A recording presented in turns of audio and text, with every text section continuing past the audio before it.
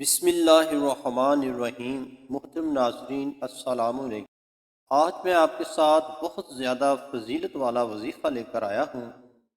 یہ وظیفہ نبی کریم صلی اللہ علیہ وآلہ وسلم کا بتایا ہوا وظیفہ ہے۔ ایک صحابی نے نبی کریم صلی اللہ علیہ وآلہ وسلم سے عرض کی، مجھے کوئی بھلائی کی بات سکھا دیں۔ آپ صلی اللہ علیہ وآلہ وسلم نے فرمایا کہ یہ وظیفہ پڑھا کرو۔ وہ وظیفہ کون سا ہے؟ سبحان اللہ والحمد للہ ولا الہ الا اللہ واللہ اکبر۔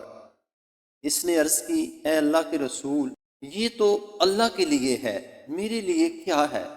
آپ صلی اللہ علیہ وآلہ وسلم نے فرمایا، جب تو کہے گا سبحان اللہ الحمد للہ لا الہ الا اللہ اللہ اکبر، اللہ تعالیٰ فرمائے گا تو نے سچ کہا۔ اور جب تو کہے گا اللہم اغفر لی اللہم اغفر لی، اے اللہ مجھے معاف کر دے، اللہم ارحمنی، اے اللہ مجھ پہ رحم فرما، اللہم ارزقنی، اے اللہ مجھے رزق عطا فرما۔ اللہ تعالیٰ فرمائے گا میں نے یہ سب کچھ تجھے عطا کر دیا۔ سبحان اللہ۔